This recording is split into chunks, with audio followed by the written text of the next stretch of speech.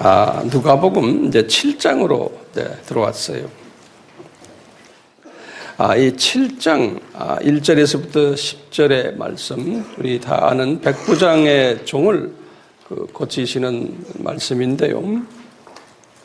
말씀이 길기 때문에 제가 설교하면서 이제 하나하나 이제 말씀을 드릴 테니까 그렇게 알고 계시고요.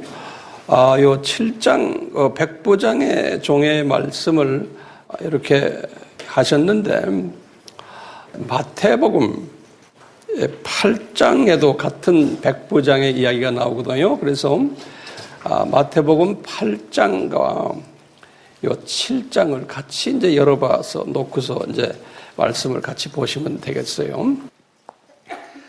자세한 말씀은 제가 이제 나중에 하나하나 이제 드릴 거예요. 그동안에 우리가 이제 누가복음 속에서 그 평지수훈에 관한 말씀을 해왔던 것 생각나시죠? 예. 그리고는 이제 평지수훈을 이제 마치시고 예수님이 12 제자들만을 데리고 어디로 갔어요? 산으로 이제 올라가셨죠. 그렇죠? 예. 이 산으로 올라가셔서 산상수훈을 가르치셨어요. 누가복음에는 이 산상수훈을 마치시고 예수님이 즉시 산에서 이렇게 내려오셔가지고 어디에 들르셨냐면 가버나움에 들리신 이야기가 시작이 돼요. 오늘 말씀은요. 그런데 이 마태복음을 보면요, 마태는 그 사이에 예수님이 산상수훈을 마치시고 가버나움에 내려오시기 전에, 가버나움 외곽 같아요. 그게 먼 거리는 아는데 그 외곽에서 일어난 사건을 마태는 마태복음 8장에서 1절에서 4절에 기록을 해놨어요. 마태는 그걸 기록해놨는데 누가는 그거를 기록하지를 않았어요. 그 마태가 기록한 그 기록 내용을 우선 볼 필요가 있어요. 그 기록 내용은 제가 이제 그 도중에 사역을 하셨다 그래서 제가 만든 말인데요. 도중 사역이다, 이렇게 한번 말을 붙여봤어요. 도중 사역이에요. 그때 그 도중 사역을 무슨 사역을 했냐면 예수님이 이제 산상수훈을 마치시고 이제 내려오시는데 갑자기 문둥병 환자 한 분이 나타나가지고 예수님에게 병을 고쳐달라 하는 그러한 그 이야기가 그 이야기예요. 마태복음 이야기예요. 그래서 이제 마태복음 8장을 열어봐 주세요. 이 문둥병자인데요. 이제 마태가 어떻게 기록을 했냐면 그래요. 무리 중에 무리들이 예수님이 산에서 내려오신다는 소식을 듣군요. 많은 무리들이 막 따라오는 거예요. 그냥 갑자기 여기저기서 나타나가지고 산상수훈을 마치시고 지금 내려오는데, 그러니까 예수님이 이제 그 당시에 우리 그동안에 공부했지만 상당히 유명 인사가 됐죠. 이렇게 막 무리들이 내려오는데 그 무리들 중에 문둥병 환자를 초점을 딱 맞추는 거예요. 이 문둥병 환자 한 명이 갑자기 예수님께 다가와서 절을 하는 거예요. 절을 하고는, 그리고 그분이 뭐라고 말하냐면 주여 원하시면 하는 그런 말을 해요. 이분이 주여 할 때. 근데 이제 원어를 딱 보면 주여 할 때, 그 주여 할 때 꾸리에이라는 말인데, 꾸리오스란, 우리 꾸리오스란 말 들었죠? 주님이란 뜻인데, 근데 원어를 보면 그게 대문자의 꾸리였어요. 대문자, 그러면 주님이란 뜻인데, the Lord 또는 Master. 소문자면 그냥 일반적인 우리 주인과 머슴과의 관계인데, 대문자면 그분은 예수님이죠. 그 대문자가 주여 하면 구약에서는 누구예요? 여호와 하나님이에요. 유대인들의 사고방식은 그런 거예요. 그러니까 이 지금 문둥병 환자가 그 예수님을 딱 보시더니 여호와 하나님이시여 이런 소리나 마찬가지. 예수님을 보고 그렇게 딱 말하는 거예요. 주여 그러면서 원하시면 저를 깨끗게 하실 수 있나이다 라고 예수님에 대해서 자기의 믿음을 딱 고백하는 거예요. 그러니까 원하시면은 이 예수님의 주권을 이야기하는 거예요. 해주십시오 아니에요. 원하시면은 내 이 병을 좀 고쳐주십시오 그러는 거예요. 그러니까 이 문둥병 환자는 어떻게 갑자기 그 많은 무리들 중에서 나타나가지고 이런 말을 할까요? 그러면 우리가 이제 짐작하는 거예요. 이 문둥병 환자가 그동안에 예수님의 8가지의 비상한 일들, 이 소문을 다 들은 거예요. 그러면서 예수님의 정체성에 대해서 이분이 이야기를 들으면서 성령님이 그분의 마음을 감동시켜서 그분이 누구라는 걸 가르쳐 주셨어요. 그러니까 유대인들의 입장에서는 이분이 출애굽기 15장 26절에 여호와 라파는 뭡니까? 여호와 예수님의 치료하시는 예수님이에요.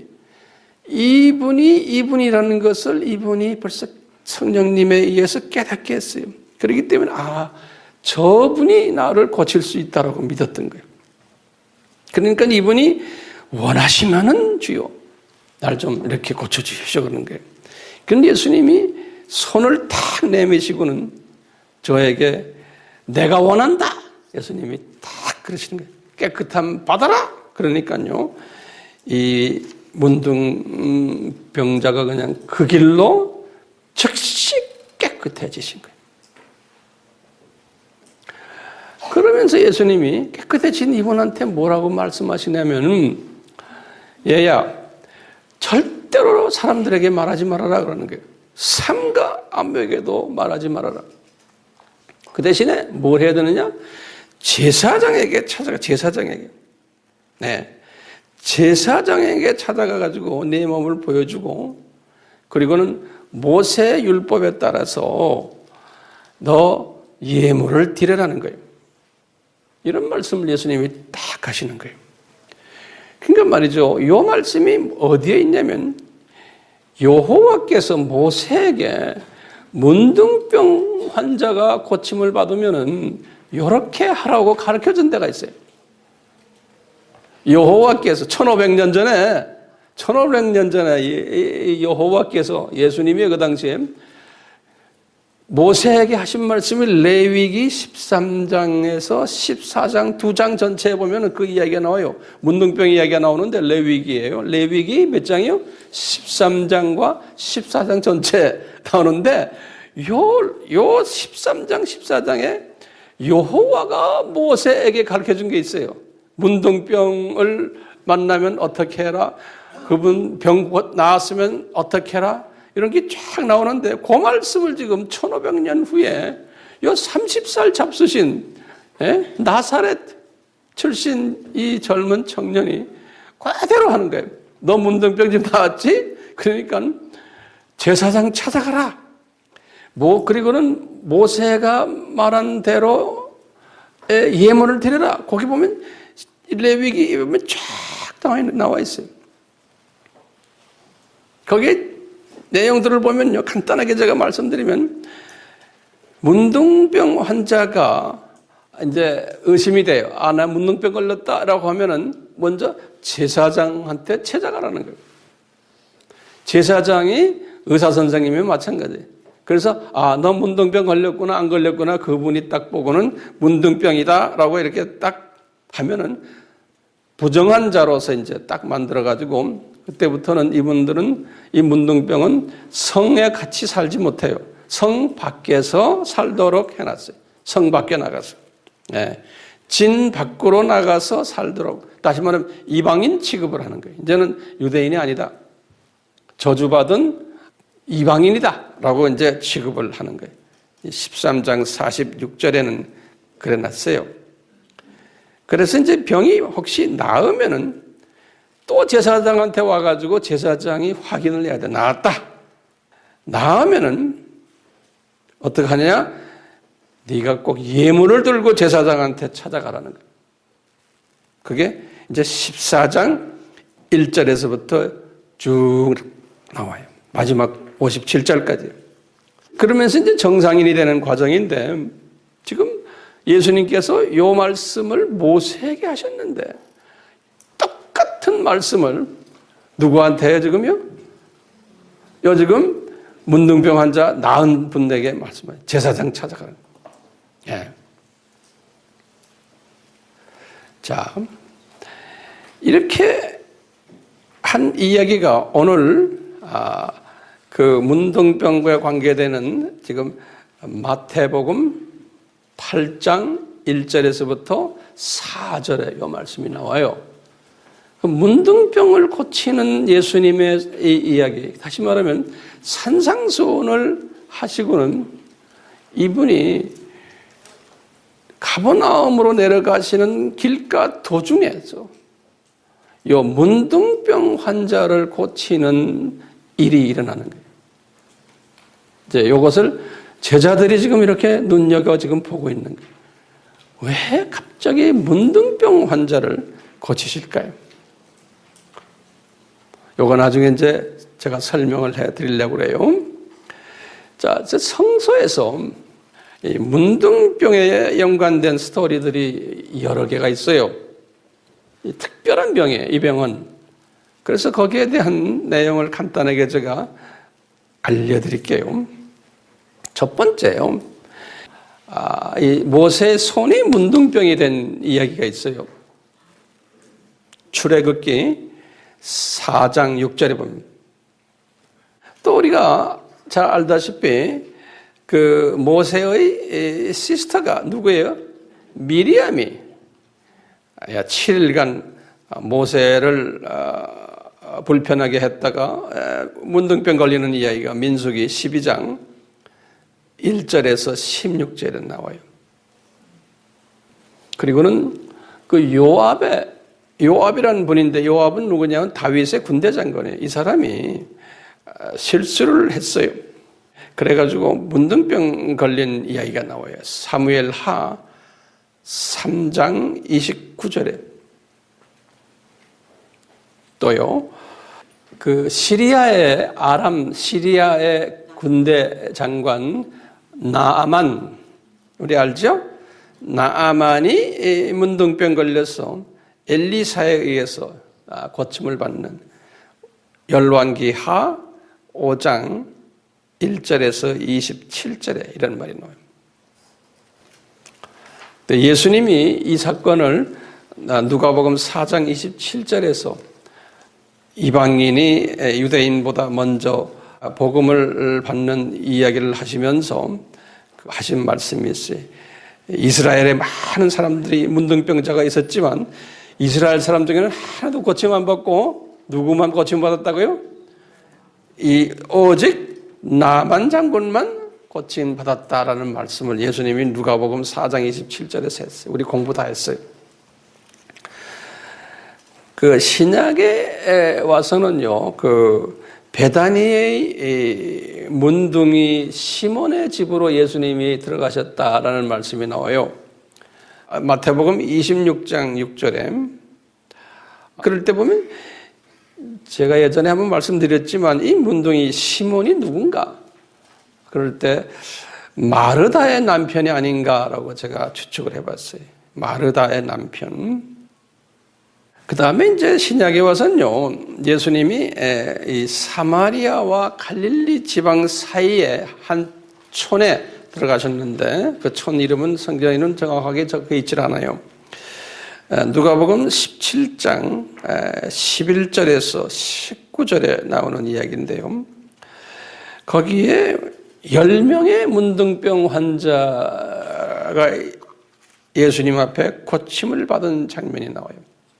그 촌에서. 그런데 9명은 이스라엘 사람이었고 1명은 사마리아 사람이었다 그래요.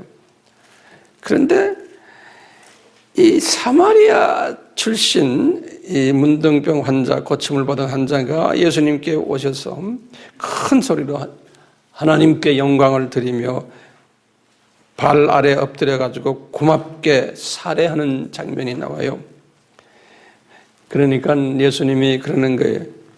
이 이방인 외에는 나에게 영광 돌리는 자가 없느냐? 그러신다고요. 그래서 제가 지금 이런 말씀을 드리는 건요, 이 문둥병이라는 하나의 지금 이 병 자체가 영적으로 무엇을 상징하냐면요, 이방인들을 상징을 해요. 굉장히 중요한 개념이에요. 이방인들을 상징을 해요. 그렇기 때문에요, 이 문둥병 환자가 되면은 유대인들과 같이 살 수가 없어요. 진 밖으로 나가야 돼요. 모세의 규례에 의하면 그래요.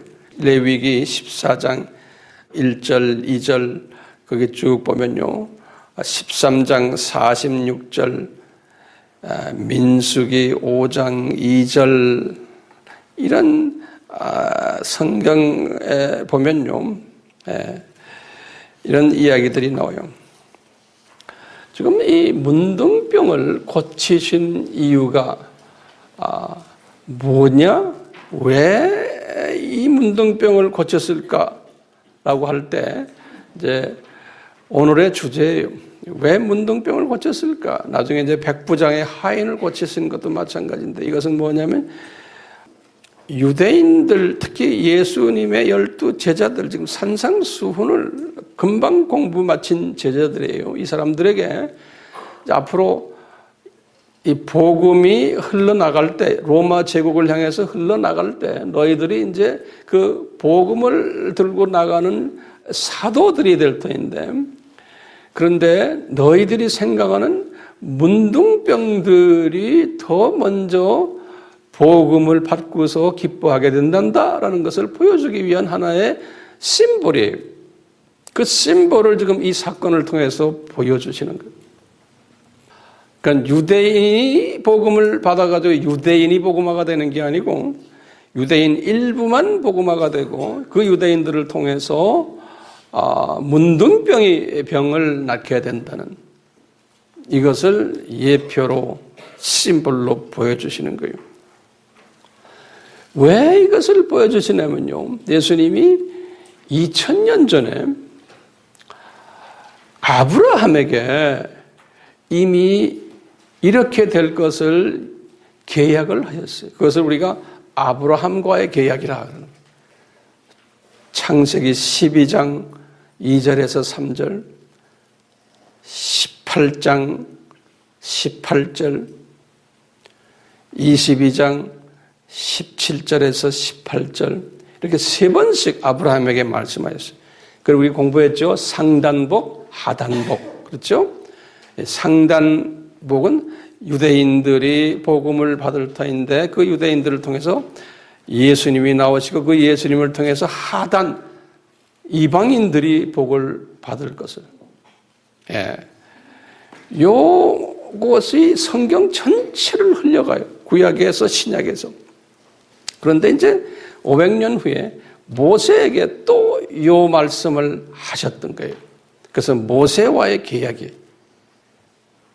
모세와의 계약은 뭐냐면 모세가 40년 광야 생활이 다 끝날 때 이제 죽기 직전에 모세에게 말씀하셨어요. 우리 신명기 32장 15절에서 21절에 모세에게 하신 말씀이, 모세야, 이제는 내 민족이 눈이 감겨서 예수님이 누군지를 모르게 될 거고 이방인들이 눈이 떠가지고 예수님이 누군 것을 알게 될 것을 말씀하신 거예요. 이 성경에는 이 두 계약이요, 아브라함과의 계약과 이 모세와의 이 계약은 선교학에서는 굉장히 중요하게 다루는 이 두 계약이에요. 선교학에서는요. 이 두 계약에 의해서 이 성경이 흘러나가요. 선교적인 차원에서 이 두 계약이 집중적으로 흘러나가고 있는데요. 그리고는 모세에서 500년 후에 다윗에게 이 계약을 다시 확인시켜줘요. 시편 69편 22절에서 23절에 주전 1000년에 다윗에게 이 다윗이 받은 이 계약을 나중에 바울이 로마서에서 주전 57년이죠. 로마서 11장 9절에서 10절에 확인을 받아야 돼요. 그러니까 이것이 뼈다구가 있어요. 이게 쫙 흐르는 그 신경계통이 있어요. 그리고는 주전 700년에 또 이사야에게 또 똑같은 메시지를 전하는 거예요. 이사야에서 6장 9절에서 10절에. 그 이사야가 이걸 받아놓고도 이분이 무슨 뜻인지 잘 모르죠. 받았게. 요 말씀하신 것을 나중에 바울이 로마서에서 또 확인하는 거예요. 이렇게 한 것이 이사야에게 하신 말씀이다 하고 로마서 11장 8절에 똑같은 주전 700년 때 호세아 선지자에게도 똑같이 말씀하죠. 호세아서 1장 10절에 이것을 또 바울이 호세아 선지자를 또 인용하는 거예요. 로마서 9장 25절 26절에 이렇게 보면 성서가 뭐냐면 소수의 유대인들이 먼저 복음을 받지만 유대인들이 눈이 감기면서 예수님을 보지 못하면서 로마 제국에 있는 이방인들이 쫙 이제 복음화가 될 것을 쫙 이미 계획하신 거예요. 아브라함부터 시작을 해서 모세, 다윗, 이사야, 호세야, 그리고 나중에 이제 이 실제로 복음화를 시키는 이제 12 제자들에게 이것을 한꺼번에 안 하고 오늘 지금 문둥병자가 병 고침을 낳는 이 일부터 시작을 해서 그림자로 보여주기 시작하신 거예요. 이 문둥병자가 병 낫는다는 거예요. 그러니까 성서에서 보면 예수님이 이 세상에 오실 때 복음을 전할 때 창조의 목적을 전할 때 이 순서로 전하기 위해서 예정하셨던 예수님께서 그렇기 때문에 우리가 예수님을 딱 봐도 아는 거예요. 첫째요, 예수님이 족보를 딱 보면요. 마태복음 1장 1절에서부터 17절, 우리가 공부한 누가복음 3장 23절에서 38절까지 예수님의 족보를 딱 보면요. 거기 보면 예수님이 순수한 유대인이 아닌 인간의 피를 유전자를 갖고 계시지 않지만 예수님의 법적인 그 족보를 봐도 이방인 이름들이 거기 많아요. 이방인 여자들도 많고. 그러니까 순수한 유대인이 아니세요. 두 번째로 예수님의 모습을 보면 그 고향도 이분이 이방 갈릴리 지방인 나사렛에서 30년을 사셨어요. 순수 유대인들이 살았던 베들레헴 쪽이 또는 유다 지방이 아니었어요. 3년 공생에도 세 번째 보면은 가버나움에서 이방 갈릴리에서 사셨어요. 다 이방을 생각을 하면서 계획을 짰던 거예요. 12명 중에 가룟 유다만 빼놓고 11명이 다 갈릴리 출신들이에요. 이방 갈릴리 출신들이에요.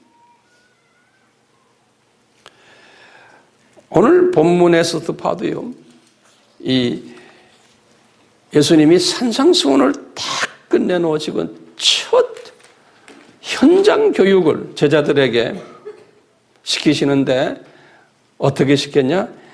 문둥병자를 고치시는 거예요. 다시 말하면 이방인 취급받는 사람에게 은혜를 베푸시는 장면을 우리가 볼 수가 있어요.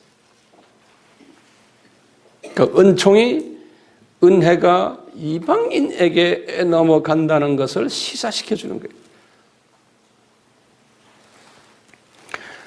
오늘 누가복음의 본문이 이제 백부장 하인을 고치시는 예수님의 모습인데요. 이게 두 번째 현장 교육에 이거 문둥이를 딱 고치시고는 그리고는 가버나움으로 이제 이분이 내려오셨던 거예요. 이제 이 가버나움에 이제 예수님이 딱 내려오시니까 제일 먼저 예수님께 반응을 했던 분이 백부장인 거예요. 백부장. 이 백부장이라는 거는 이태리 사람이죠. 그랬어요. 제가 이제 백부장에 대해서 우선 몇 마디 해드리겠어요. 왜냐하면 이 백부장이 자기가 데리고 있는 하인 한 사람, 아마 유대인이겠죠. 하인 한 사람이 거의 죽게 된 병에 걸렸던 이야기예요.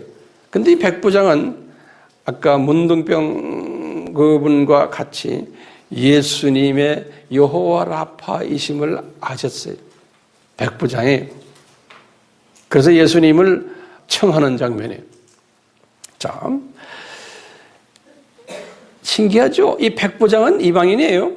그러니까 이방인에게 나중에 뭐라고 그러냐면 예수님이 유대인 나라에, 이 이스라엘 나라에 이 백부장만한 믿음을 가진 사람이 없다라고 딱 결론 내리는 거예요. 오늘 그 본문에서 이 말은 뭐예요? 예수님이 지금 뭘 가르치려고 그래요? 12 제자들에게 이방인이 더 소중하다는 것을 가르치시는 거예요. 믿음이 더 있다는 거예요. 이방인이. 앞으로 너희들이 이방인 무시하면 안 된다. 너희들은 이방인들 상대로 너희들이 복음을 전해야 된다는 것을 가르쳐 주는 거예요. 다른 또 크게 보면 로마 제국을 향해서 너희들은 복음을 전해야 된다. 유대 나라에 딱 이스라엘 땅에 딱 있어서 네 국내 네 민족만 가지고 하는 게 아니라는 거예요. 복음이라는 거는 언어와 문화가 다른 타민족에게 넘어가야 된다는 것을 가르쳐 주는 거예요. 이것을 지금 문둥이 사건을 통해서 딱 보여주시고 산상수훈을 딱 끝낸 후에 그리고는 산상수훈은 뭐 이게 성결론이에요. 어떻게 나의 제자가 되려면 너희들은 이렇게 성결해야 된다는 것을 가르쳐주기 위해서 산상수훈을 가르쳐주고는 그 다음엔 이제부터 성결만 해가지고 안 된다. 너희들이 이제 복음을 전해야 되는데 근데 이방인을 향해서 복음을 전해야 된다는 것을 보여주는 거예요. 지금 이 문둥병 사건으로 탁 보여주시고 그 다음에 지금 백부장 하인 고치는 이 사건을 통해서 또 보여주시는 거예요. 두 번이나 현장 교육을 시키시는 거예요. 현장 교육을. 이 백부장은 어떤 사람인가? 우리 한번 볼 필요가 있어요. 이태리에서 태어난 사람임이 분명해요. 이태리 사람이에요. 백부장이라는 말은 뭐냐면 부하가 100명이 있다는 소리거든요.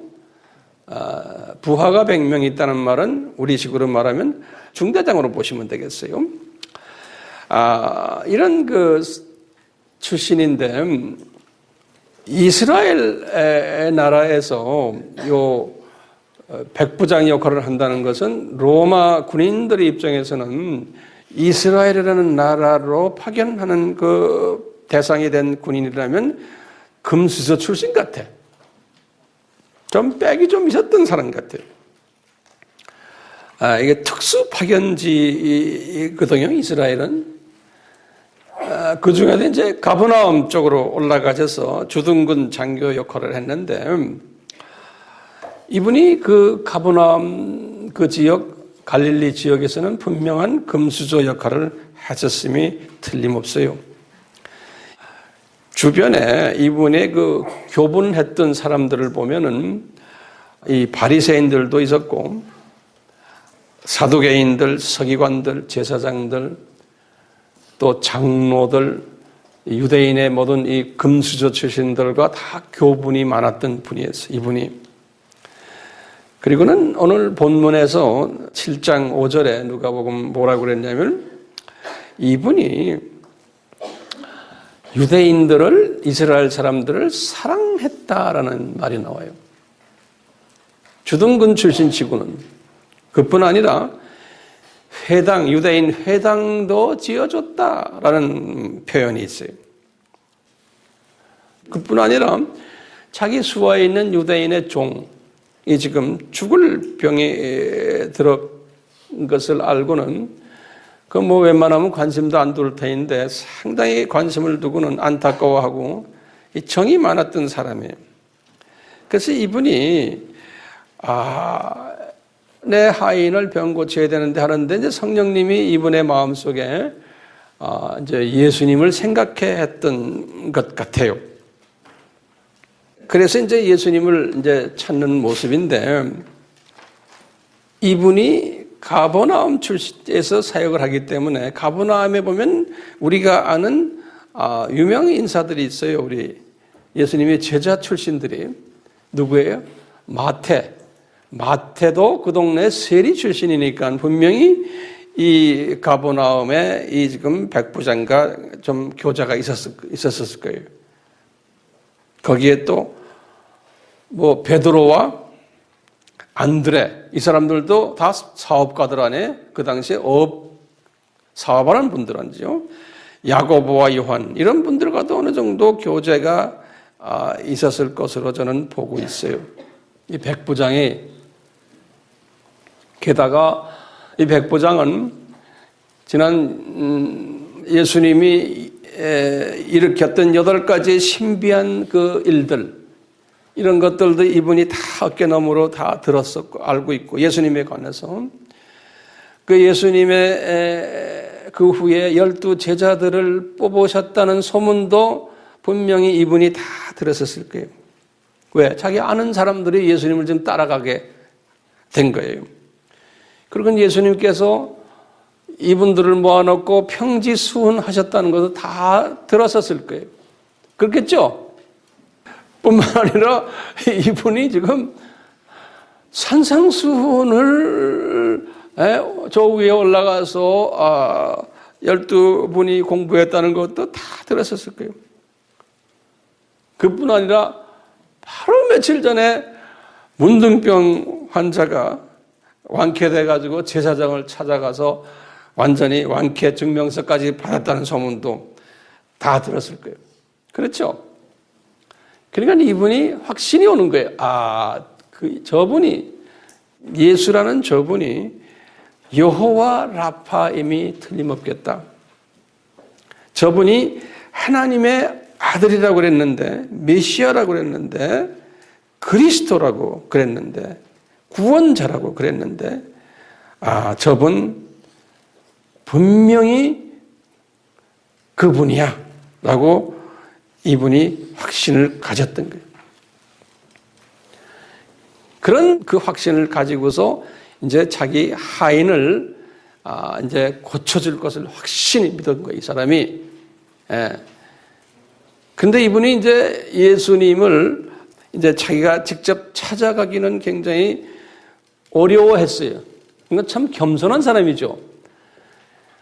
주둔군 그래도 장교인데 유대인 찾아가는 게 뭐가 그리 힘들어요. 그런데 가지를 못했어요. 어려워가지고 예수님을 존경하고 경외하는 마음이 됐어요. 그래서 직접 예수님을 찾아뵙지를 않고는 자기 밑에 있는 유대인 장로들을 예수님께 파송을 했어요. 그러니까요, 이 육군 대위가 유대인의 장로들이라면 다 거물급들이에요. 그 마을에서 이분들을 불러다가 명령을 내린 거예요. 그래서 여러분들, 예수라는 저분 여러분들 좀 찾아가가지고 우리 내 종 죄를 좀 고쳐달라고 좀 부탁하십시오.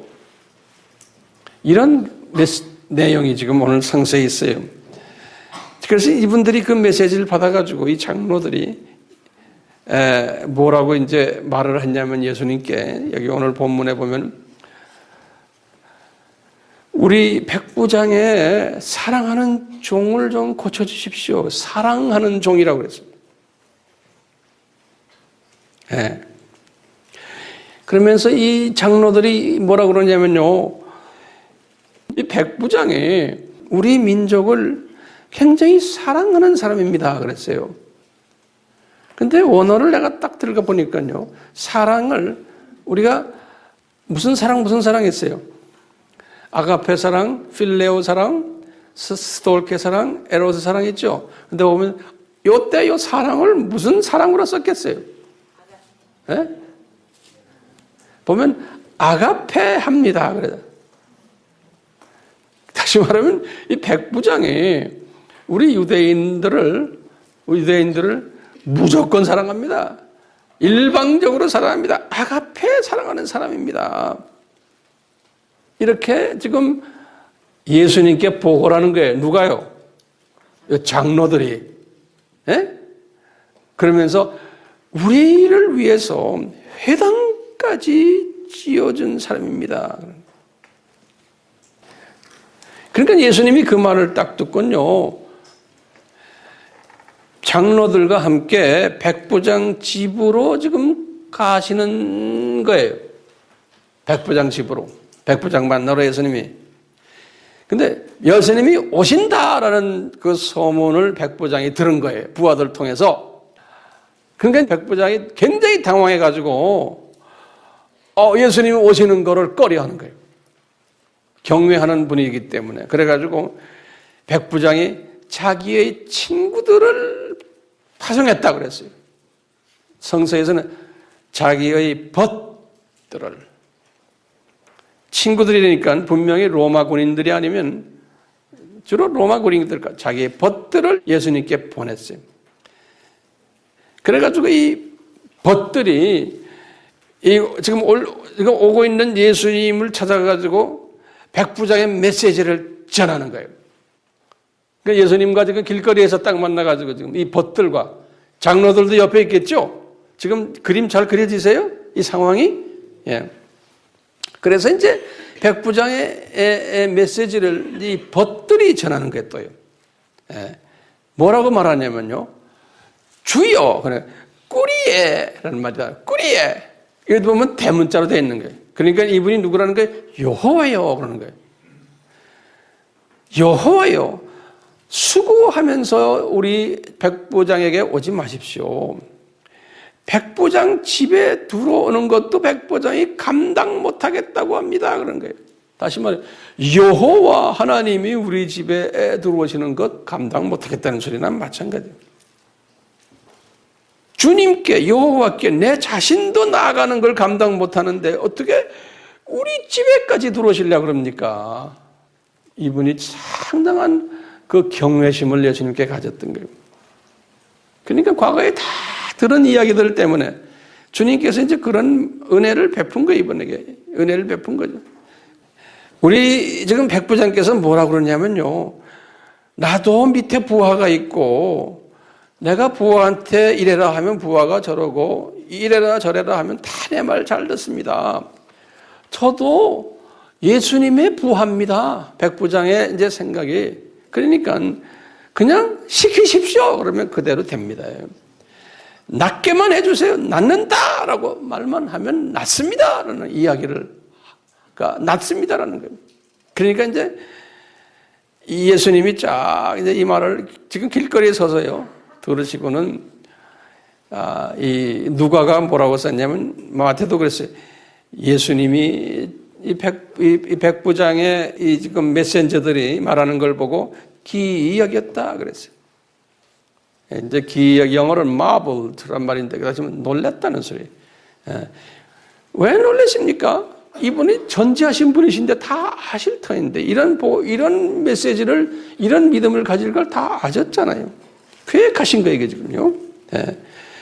왜냐하면 이 기이한 모습을 제자들에게 보여주고 싶어서였다라고 저는 보고 있어요. 지금 이게 뭐냐면요. 지금 제자들을 훈련시키는 하나의 훈련 코스예요.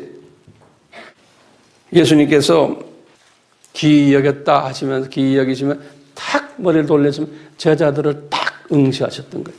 그 목적이 뭐냐면 제자들 훈련 목적이에요. 제자들에게 이렇게 탁 돌리시고는 예수님께서 하신 말씀이 있는 게요. 얘들아, 내가 이 백부장의 그 믿음을, 큰 믿음을 가졌는데 지금 이스라엘 땅에 이스라엘 사람들 중에서 이런 믿음을 가진 사람을 보지 못했다는 거예요. 그 말을 누구한테 지금 예수님이 하세요? 제자들에게 다 가신 제자들에게. 그러니까 이 교육 대상이 누구냐면 제자들이에요. 이 말은 뭐냐면 제자들로 하여금 제자들은 어떤 사람들이에요? 유대인에 대한 그 자만심이 있고 자기 민족 중심주의 사상이 있고 예수님이 가르치는 이 복음은 우리 유대인들만이 소유하는 이 복음이고, 산상수훈도 다 그렇고 모든 게 다 유대인이 받는 복음이지, 이방인이 개같이 여기는 이방인들이 받는 복음이라고는 생각을 요만큼도 안 하는 사람들이에요. 그러니까 이 자기 민족 중심, 우리도 마찬가지, 우리도 민족 복음화, 민족 복음화, 그저 이 생각만 하고 앉아 있죠. 우리도 마찬가지, 우리는 외국 사람에 대한, 타민족에 대한 생각이 약한 사람들이에요. 근데 그 중에 근데 소수는 이 타민족에 대한 생각이 있는 사람들이 있어요.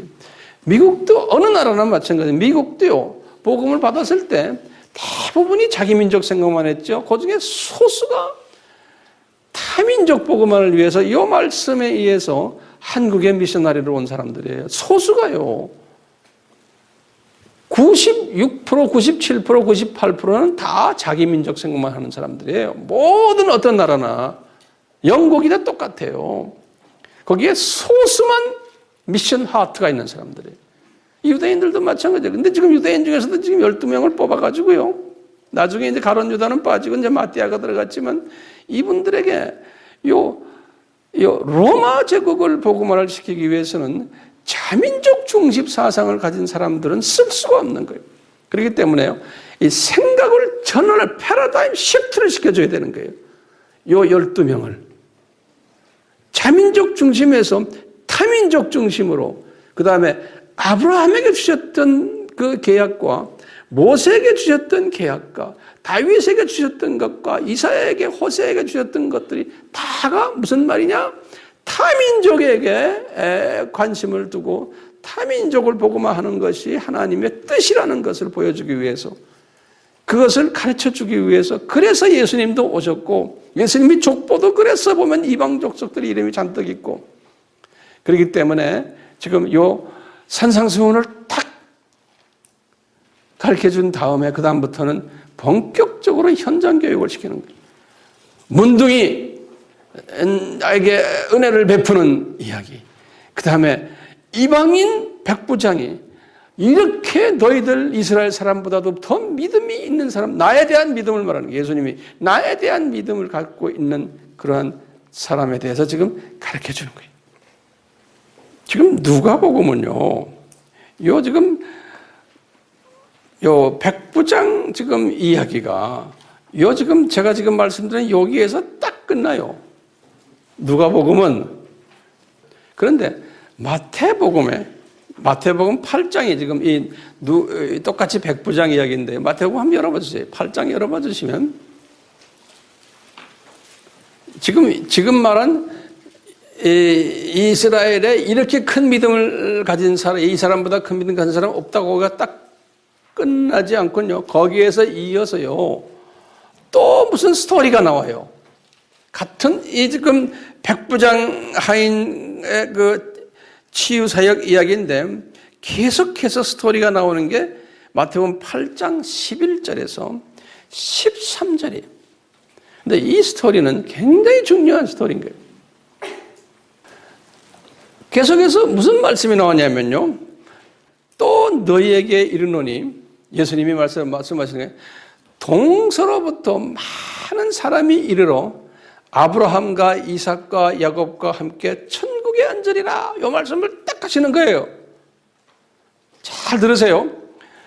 제가 지금 여러분들에게 선교학을 지금 강의해 주는 거예요. 이거 신학 대학원에서 강의하는 걸 내가 지금 여러분들에게 지금 설명해 주는 거예요. 동서로부터 많은 사람이 온다는 건 이방인이요? 무슨 인이요? 유대인이요? 이방인. 예? 그 이방인들이, 많은 이방인들이 올 것인데, 그분들이 아브라함과 이삭과 야곱과 함께 천국에 앉겠다는 거예요. 그러면 이 말은 뭔가? 모든 유대인과 함께라는 단어보다는 그냥 아브라함, 문자적으로 보면 아브라함과 이삭과 야곱과 함께. 자, 요 아브라함과 이삭과 야곱은 예수님 십자가 전의 분들이에요. 그러니까 이분들은 죽었죠, 구약 때. 이분들은 어디에 갔다라고 우리가 예측을 했어요? 아브라함의 품에 갔다는 기억나시죠? 그러니까 우리가 아바 공부 열심히 하면 다 나오니까요. 그거 열심히 하세요. 자, 아브라함의 품에 갔다가 분명히 예수님께서 이분들을 낙원으로 옮겨섰을 거예요. 그러니까 소수의 유대인들만 낙원에 갔을 것이고요. 이방인들이, 많은 이방인들이 천국에 갈 것을 이렇게 예표적으로 말씀했어요. 이건 제가 시간이 많지 않아서 이 정도는 우선 해주고요. 12절에 보시면 그 다음에 말이 중요한 말이에요. 나라의 본 자손들은 바깥 어두운 데 쫓겨나 거기서 울며 이를 갈미 있으리라 그러는 거예요. 이걸 그냥 그대로 이제 해석을 하면요. 나라의 본 자손들이 누굽니까? 유대인이에요. 그렇죠? 그러니까 이 유대인들은 지금 바깥 어두운 데 쫓겨나 거기서 울며 이를 갈미 있으니라. 이러면 이게 문자적으로 그대로 보면 이분들이 어디가 있다는 거예요. 음부로 내려갔지만 우리가 지금 누가복음 우리 이제 16장에 보시면 나중에 우리가 누가복음 할 때 나오지만 아브라함의 품에 간 것을 이렇게 표현한 것 같아요. 다른 말로 하면 대부분의 유대인은 눈이 감기고 그다음에 이방인들은 이제 구원 반열에 들어갈 것을 이렇게 비교적으로 말씀하신 거예요. 이렇게 하시고는 예수님께서 백부장에게 이르시되 13절에 가라 내 믿음대로 될지어다 하시니 그 시로 하인이 나으니라. 그러니까 그 후에 백부장을 만났던 모양이에요. 그 백부장에게 이 말씀을 하셨던 것 같아요. 자, 그러면 오늘 지금 메시지의 키 메시지가 뭔가요? 누구를 훈련시키는 거예요? 제자들은 유대인들이죠. 그렇죠? 유대인들을 생각을 바꾸게 해주는 거예요. 유대인들은 왜냐? 아브라함과의 계약과 모세와의 계약을 수행해야 되는 사람들이에요.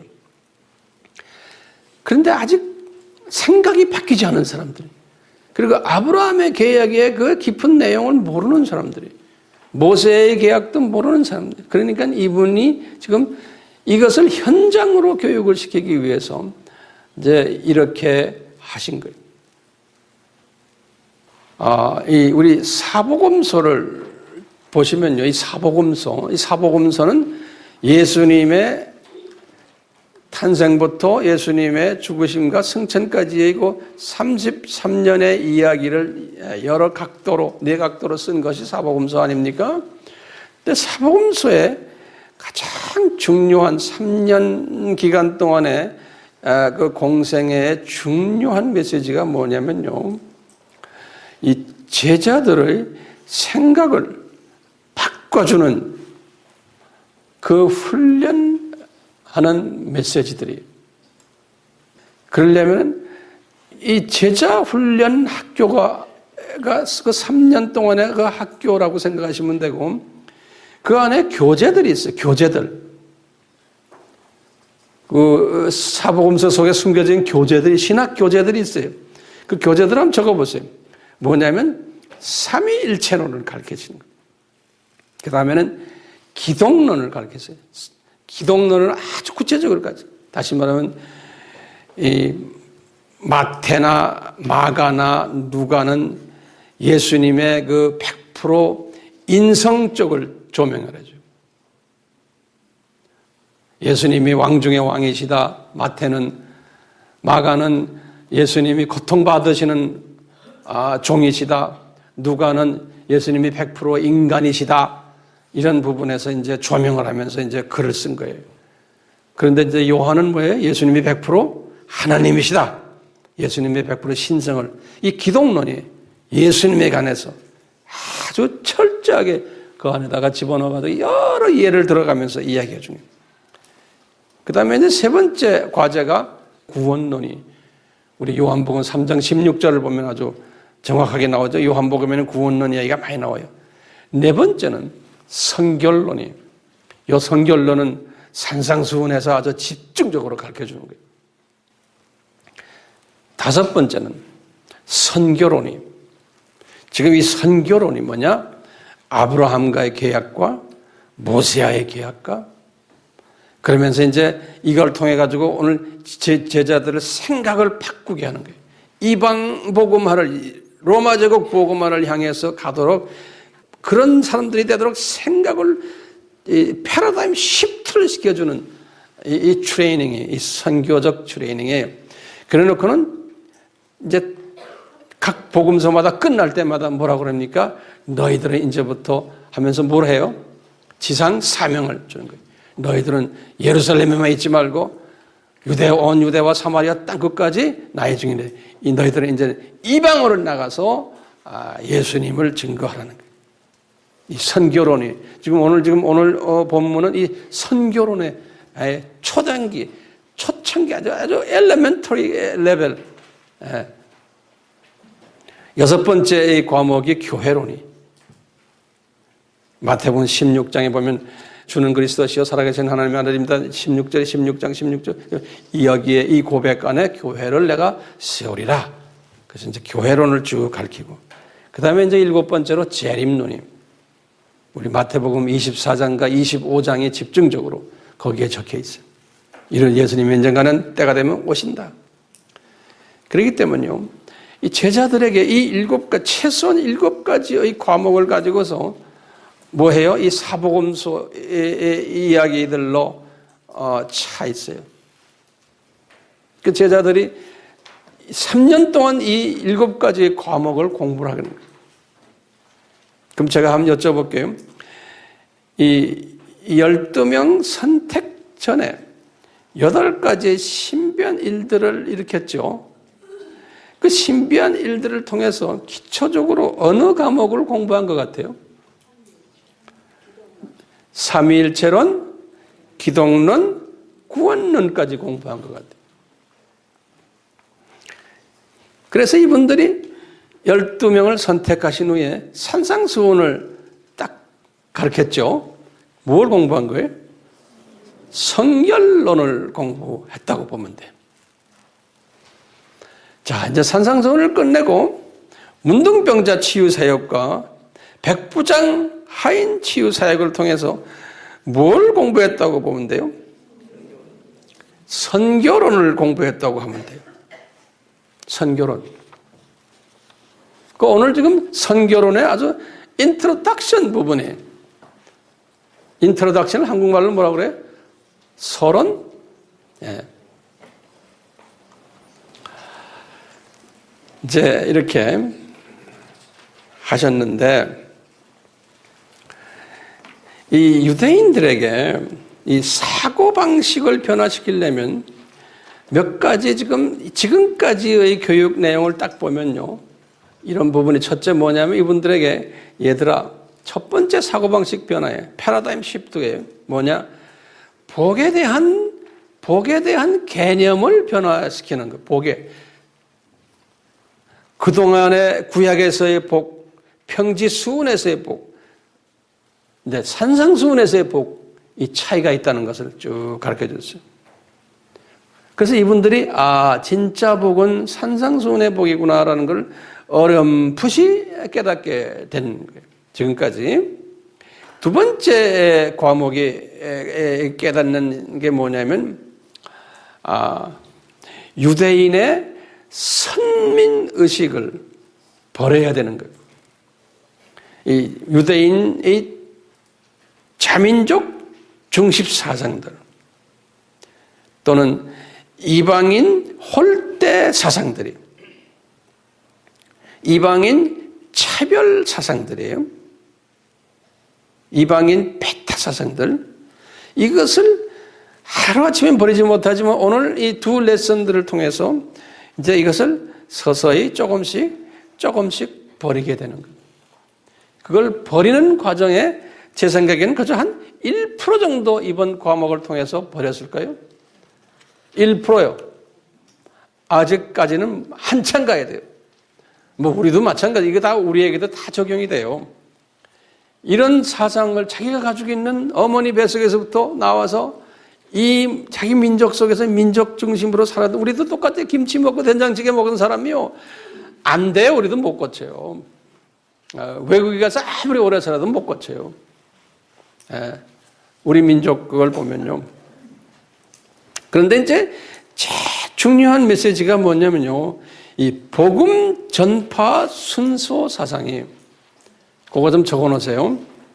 예수님이 지금 강조시키는 게 뭐냐면 제자들에게 이 복음 전파가 어떤 민족부터 시작해서 어떻게 가는가를 가르쳐주고 있어요. 제가 여러 번 강조했지만 다시 한번 거기다 적어보세요. 첫 번째 이 순서가요. 첫 번째는 유대인이 먼저 유대인 소수가 복음을 받는 거예요. 두 번째는요. 유대인 디아스포라의 소수가 복음을 받는 거예요. 그래가지고 세 번째는 이분들을 통해서 소수 이방인이 복음을 받는 거예요. 복음이 이방인에게 어느 정도 이렇게 들어갔을 때 주 70년이에요. 이제부터 유대인들, 디아스포라 유대인과 본부에 있는 헬라파 유대인과 히브리파 유대인들이 눈이 감기는 거예요. 예수님을 보지 못하는 거예요. 예수 믿지 않는 거예요. 그때부터. 그래가지고는 이방인이 예수를 믿는 로마 제국이 완전히 이제 예수 믿는 일들이 일어나는 거예요. 그때부터 이제 시작을 해서 이제 3세기, 4세기, 5세기 쭉 해서 지금 19세기, 20세기까지 오면서 이방인의 충만한 수가 있어요. 하나님이 가지고 예정하신 그 수가 차면은 어느 정도 차게 되면 유대인의 일부가 눈을 뜬다라고 바울이 말했어요. 로마서 11장 25절에서 26절이에요. 그러니까 이방인의 숫자가 어느 정도 차면은 유대인의 눈이 떠지는 사람들이 나온다는 거예요. 소수가. 그것을 우리가 메시아닉 주라고 그러죠. 그것이 지금 한 100년 전부터 나타나기 시작해요. 갑자기 유대인 중에서 예수님을 믿는 사람들이 나오기 시작하는데 그게 14만 4천까지 된다라고 보고 있는 거예요. 계시록 7장 1절에서부터 8절까지 보면 지금 우리가 그런 때에 살고 있는 거예요. 다시 말하면 이방인의 어느 정도의 숫자가 차가고 있다는 것을 우리가 알고 있어요. 왜냐? 거꾸로 뒤집어 보면 메시아닉 주가 나타나고 있는 것을 보면은 알 수 있다는 거예요. 이제 그것이 어느 정도 됐을 때 예수님이 재림해 오시는데 그러다가 이제 이방인의 완전한 숫자가 차는 것은 언제냐? 천년 왕국이 끝난 후에. 그러면서 모든 유대인이 다 복을 받겠다는 거예요. 그러니까 그분들이 이제 하나님이 그 모든 유대인들을 이제는 다시 다 하나님의 자녀로 만들겠다라는 것이 스케줄이에요. 복음 전파 스케줄이. 이것을 지금 요중에 일부를 제자들에게 오늘 이 두 문둥병 사건과 백부장 하인 사건을 통해서 이것을 약간 맛보기로 보여주신 거예요. 그러면서 이제 3년 공생애 동안에 계속해서 이제 많은 예화를 들면서 실제로 필드에서 예수님이 이것을 가르치세요. 제자들에게. 근데 그 제자들에게 가르친 3년 동안에 그 가르친 내용이 성경이 돼가지고 그것이 우리에게 교과서가 된 거예요. 그럼 이제 우리 질문이 있는 거예요. 오늘 이 본문 말씀이 오늘날 나에게나 여러분들에게 어떻게 이것이 의미가 있습니까? 이거예요. 분명히 그런 질문을 던질 수밖에 없죠. 나라를 보십시오. 지금 조선 산업이 다 뭉개지고 무역이 적자, 청년 실업, 관광 사업도 다 지금 없어지고 바깥 보세요. 반기독교 운동이 막 일어나고 복음주의자들은 점점점 코너에 몰리고 자유주의, 진보주의 크리스찬들은 더 득세하고 지금 이런 상황 속에서 이놈의 백부장 이야기 이게 무슨 의미 있습니까? 우리에게. 혼자 우리 좀 고민해 봅시다. 이게 지금 굉장히 중요한 질문인데요. 여러분들 이제 여기 내가 결론적인 말씀을 좀 이거 중요한 말씀이에요. 주님께서는요, 문둥병 이야기, 백부장 지금 하인 이야기 이걸 하면서 예수님의 관심이 어디 있었어요? 그걸 우리가 먼저 봐요. 예수님의 관심이. 예수님의 관심은 그 당시에 예수님의 관심은 로마 제국 복음화에 있었던 거예요. 그 당시 예수님 당시에 이 문둥병 고치는 이게 뭐가 그래 무슨 빅딜입니까? 예? 이 지금 백부장 하인 이거 백부장 믿음이 뭐 컸다고 해서 그게 뭐 그렇게 뭐 그렇게 대단합니까? 우리는 지금 지엽적으로 그런 걸 가지고서 지금 생각할 수 있어요. 아니, 예수님은 그건 하나의 그냥 과정 중에 과정이에요. 과정인데 예수님의 생각은 어디에 있어요? 로마 제국 복음화요. 요거 좀 잘 적어 놓으세요. 우리 생각을 로마 제국 복음화에 관심이 있고 그것을 하려고 하시는 분이에요. 그러면 이 로마 제국을 복음화를 시키려면 누가 담당해야 돼요? 그렇죠? 그런데 넘버원 크리스찬들이 담당할 수 있어요? 못해요. 넘버2 크리스찬들이 담당해요? 못해요. 누가 해야 됩니까? 넘버3 크리스찬들이. 다시 말하면요, 이 넘버3 크리스찬들 중에서 이것을 담당해야 되는데 이 소수의 사명자들이에요. 그래서 제자들을 뽑아낸 거예요. 사도들을 뽑아낸 거예요. 뽑아냈는데 보니까 시각이 어떤 시각이에요? 자민족 중심 시각을 가진 사람들이에요. 로마 제국 쳐다도 못 봐요. 지 백성밖에 몰라요. 가정도 가정 생각하고 그래서 지 생각밖에 안 해요. 이런 사람들에게 어떻게 로마 제국을 맡깁니까? 에? 이 로마 제국 안에 다양한 족속들이 있는데 언어가 다르고 문화가 다르고 가치관이 다르고 세계관이 다른 사람들이 있는데 이 벽을 어떻게 넘습니까? 이 벽을 넘게 하려면 처음부터 이 제자들을 조금씩 소위 말하면 국제화시켜야 되는 거예요. 사고 전환을 시켜줘야 되는 거예요. 그래서 이 사복음서 3년 동안의 이 사복음서의 내용은 이분들을 국제화시켜주는 일이에요. 국제화시키는.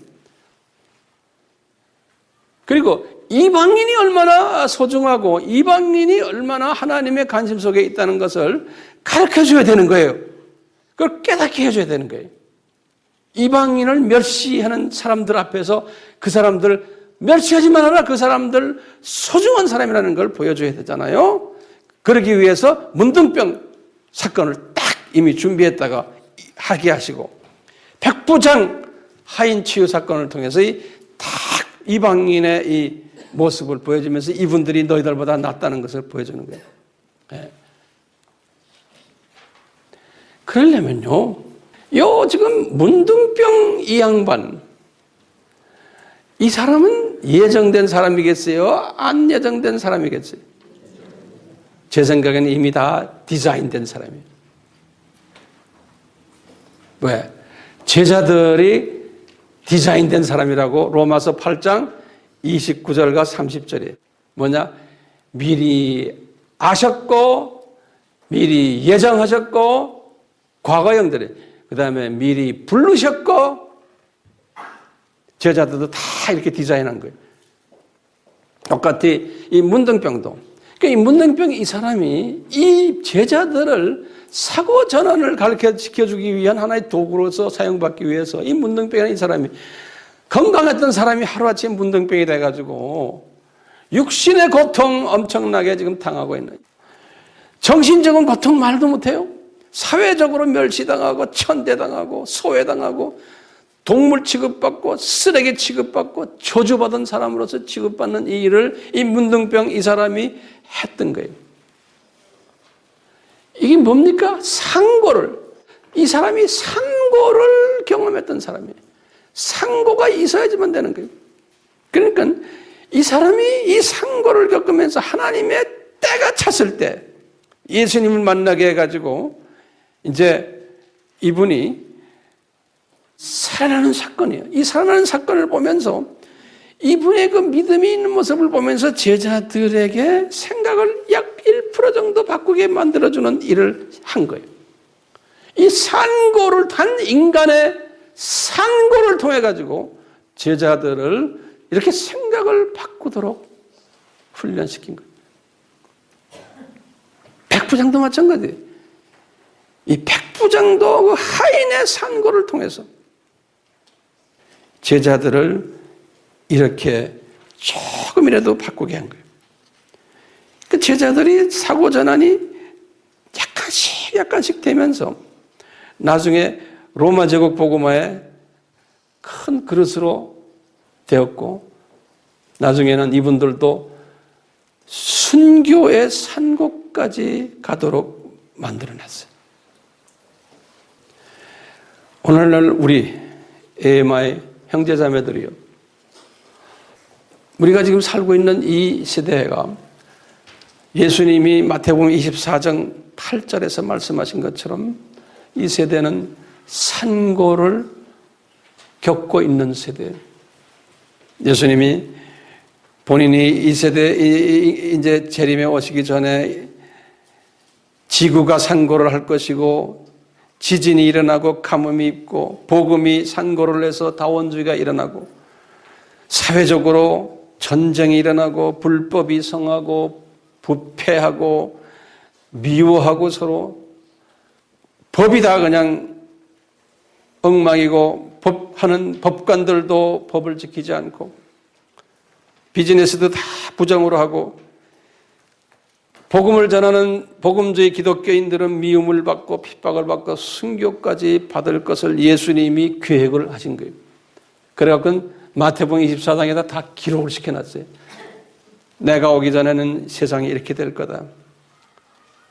그리고는 예수님이 또 바울의 순교 1년 전에 디모데에게 하신 말씀 있죠? 디모데후서 3장 1절에서 5절에 디모데에게 또 바울을 통해서 말씀은 말세에는 고통이 있다는 거예요. 사람들이 이기주의고 배타주의고 자기밖에 모르고 돈 좋아하고 참소하고 무정하고 선한 것 좋아하지 않고 쾌락을 하나님보다 더 좋아. 이건 뭐냐면 기독교인들이 그렇다. 기독교인들이 교계가 이렇게 했다는 거예요. 기독교인들이 하나님보다 세상을 더 좋아하고 돈도 좋아하고 서로 싸움질하고 부모 거역하고 가정 파탄이 일어나고 그러면서 그런 데서 돌아서라는 거예요. 그런 사람들과 교제하지 말아라고 그러는 거예요. 이 마지막 때의 기독교인들은. 그러면서 하시는 말씀이 똑같이 24장 14절에 이 천국 복음이 모든 족속에 다시 말하면 타민족에게 복음이 전파된다는 거예요. 이런 상황 속에서 예수님이 말씀하시는 거예요. 그러니까 세상은 이런 상고를 겪고 있는데 이 상고를 막 겪고 있을 때 밑에서는 이 타민족을 향해서 전하는 복음 전하는 일들이 왕성하게 일어날 텐데 그제서야 끝이 오리라. 예수님이 하신 말씀이에요. 이런 현상들이 지금 우리나라도 지금 복잡하게 일어나는 게 이 우리나라만이 아니라 전 세계가 다 똑같아요. 다 똑같은데 이런 일이 일어나야 돼요? 안 일어나야 돼요? 일어나야 되는 거예요. 왜요? 산고가 있어야 되는 거예요. 그래야지 나중에 기쁜 소식이 있게 돼 있는 거예요. 산고가 있어야지만 아기가 나오는 거예요. 그럴 때 예수님이 그래서 이 산고 있는 동안에 그럼 우리는 어떡합니까? 그러니까 예수님께서 그랬어요. 마태복음 24장 25장에 보면 깨어있어라. 깨어있어라. 우리는 깨어있어야 되는 거예요. 세상은 이렇게 가는 걸 가도록 놔두세요. 왜? 세상은 그렇게 가게 돼 있는 거예요. 우리가 못 고쳐요. 뭐 사드 문제, 뭐 지금 남북 문제, 이거 때가 하나님의 때가 되면 다 해결해 주세요. 예? 그거 가지고 신경 쓰고 하는 사람들은 세상 사람들은 그거 가지고 신경 쓰게 돼 있고, 넘버 1, 넘버 2 크리스천들은 성서적인 시각으로 보지 않고 세상적인 시각으로 이 세상을 보기 때문에 그냥 안 주면 그런 이야기들이에요. 그러니까 우리는 뭐 해야 돼요? 그러니까요. 기도요? 기도 안 해도 주님은 다 하세요. 내가 기도했다고 해서 세상을 주님이 바꾸지 않으세요. 기도는 왜 합니까? 이런 것을 직시하는 시각을 갖기 위해서 기도하는 거지, 내가 기도했다고 해서 이 세상을 바꾸는 게 아니에요. 바꾸지 못해요. 어떻게 해야 돼요? 우리도 사고방식을 빨리 바꿔가지고 나와 다른 문화권 사람들에게 예수 그리스도를 전파하는 일밖에 없어요. 이게 우리 할 일인 거예요. 제자들이 한 거나 똑같은 거예요. 그럼 뭐예요? 우리와 다른 문화권이 누굽니까? 우리가 지금, 제가 항상 이야기하죠. 우리가 전할 수 있는 같은 핏줄이지만 언어가 다르고 문화가 다른 사람이 있어요. 누구요? 조선족, 고려인, 제일교포, NK야. 우리는 여기에 초점을 둬야 되는 거예요. 한국에 있는 우리 민족 복음화는 어느 정도 좀 다 됐어요. 우리는 요즘 조선족, 고려인, 제일교포, NK 요 안에 문둥병자들이 들어있고 백부장의 그 하인이 들어있는 거예요. 요 안에 우리가 요 사람들을 고쳐줘야 되는 거예요. 근데 내가 안 해도 괜찮아요. 여러분들 안 해도 괜찮아. 그런데 은혜로 이것을 하는 사람들을 주님이 준비시키세요. 모든 크리스찬들의 사명이 아니에요. 지금 이 사명은요, 아주 소수의 넘버 3 크리스찬들, 특별 사도들의 사명인 거예요. 로마 제국의 복음화도 이 특별 사도들의 사명이었어요. 그래서 예수님께서 3년을 집중적으로 훈련시킨 거예요. 이분이 이 사고 전환을 시켜주기 위해서, 이제 앞으로 우리가 이제 누가복음을 이제 계속 볼 텐데요, 이 사고 전환을 예수님이 시키는 과정들을 우리가 집중적으로 볼 거예요. 우리는 예수님의 재림이 바로 코앞에 와 있는 때에 살고 있는 게 어떻게 알아요?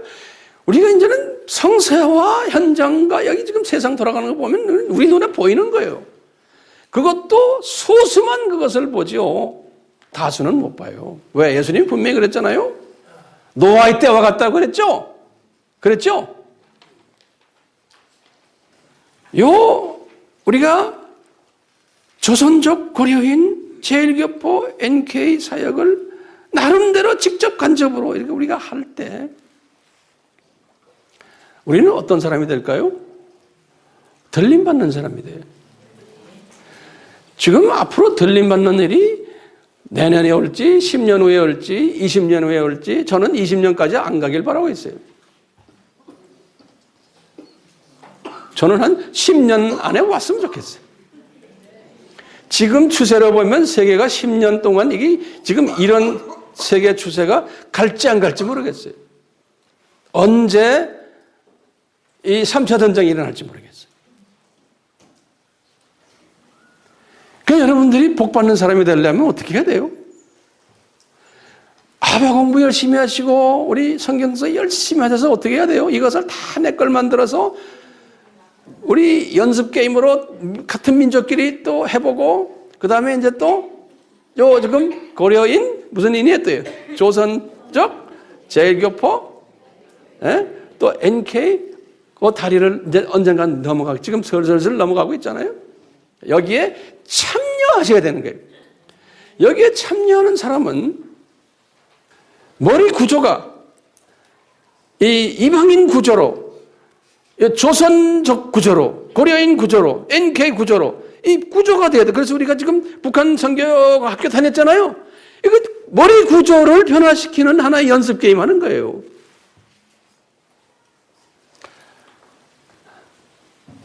그러면 들림이 나는 바뀌었는데 내 아이들은 어떻게? 내 남편은 어떻게? 우리 부모님 어떻게? 걱정하지 마세요. 나 하나 때문에, 노아 한 사람 때문에 노아 식구들 다 방주로 들어갔어요. 나만 잘하시라고. 가족들 걱정하지 마세요. 다 우리 뒷다리 붙잡고 다 노아에 의하면 그래. 가족 걱정하지 마세요. 주님이 때가 되면 다. 기도합시다. 예수님, 오늘 저희들이 이 문둥병 사건과 백부장 하인 사건을 통해서 예수님의 마음을 부족하지만 약간 읽었습니다. 로마 제국을, 그 속에 숨겨져 있는 예수님의 자녀들을 복음화시키기 위해서 언어가 다르고 문화가 다른 민족들, 유대 민족의 그 단순 생각 가지고는 그분들과 접촉할 수 없기에 12명의 유대 민족들을 사고 전환을 시키는 그 과정을, 훈련시키는 과정을 오늘 살펴봤습니다. 앞으로도 계속해서 우리가 살펴볼 터인데 이것이 하나의 옛날 이야기로 멈추지 않게 해주시고 오늘날 우리가 똑같이 이 원칙이 적용되기에 우리의 생각을 국제화시켜 주시고 세계화시켜 주시고 선교화시켜 주셔서 내 민족 중심 사상에서 벗어나서 타민족 미전도 족속 복음화를 위한 예수님의 재림을 준비하는 신부들이 되도록 은혜 위에 은혜를 베풀어 주시옵소서.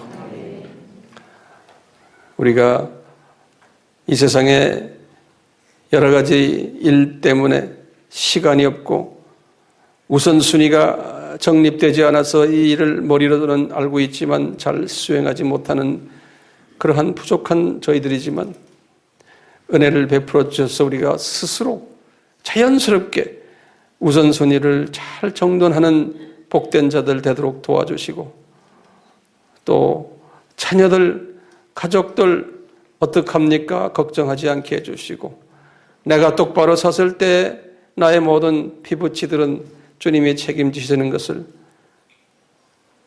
우리 노아를 통해서도 알 수 있습니다. 우리 가족들에게 이 은혜를 계속해서 베풀어 주시옵소서. 이 모든 저희들의 간구를 예수님의 이름으로 기도드리옵나이다. 아멘. 지금 이 시간은 예수 그리스도의 무한하신 은혜와 하나님 아버지의 극진하신 사랑하심과 성령님의 끊임없이 가르쳐 주심과 깨닫게 하심과 순종케 하심이 우리를 떠나지 않기를 예수님의 이름으로 축원하옵나이다. 아멘.